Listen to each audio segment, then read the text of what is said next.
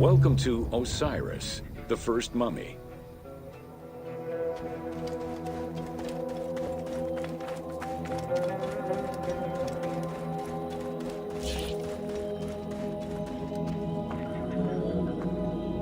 The oldest mummies recovered date from the Old Kingdom, though Egyptologists believe that mummification was in use much earlier than that.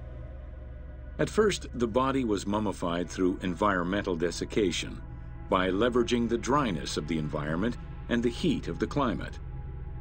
Early experimentations in mummification were conducted with the use of resin made from tree sap. Strips of linen were only used on some superficial parts of the epidermis of the hands or jaw.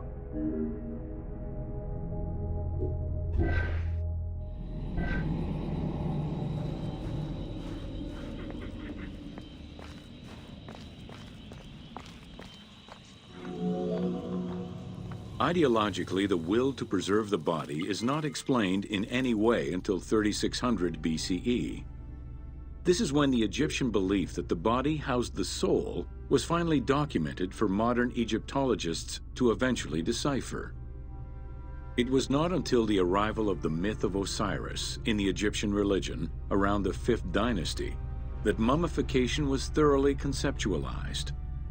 The practice was thereafter grounded in both a mythological and ideological point of view.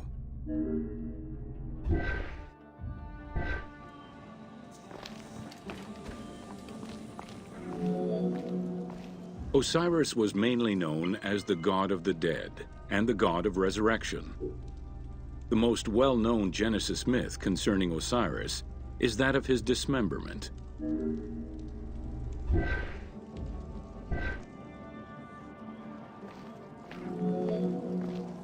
It is Plutarch who gives the most simplified and complete summary of the story. Within Egyptian mythology, Osiris represented the first king to rule Egypt. Jealous of his power, his brother Seth attempted to usurp his throne.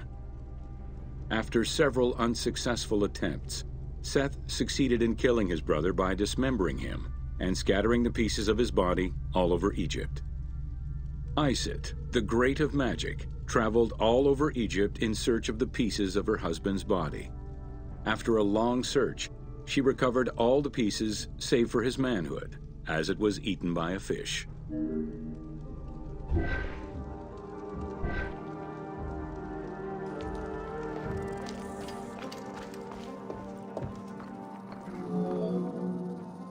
Isis then reassembled the body of her husband by binding it together with strips of linen.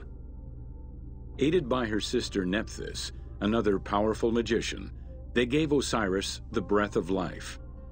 This not only brought him back from the dead, but also allowed him to recover his virility long enough to impregnate Isis, thus ensuring his succession before, once more, dying.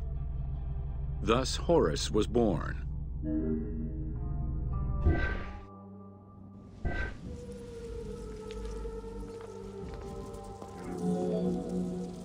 The ritual used to bring Osiris back to life essentially depicts how he became the first mummy.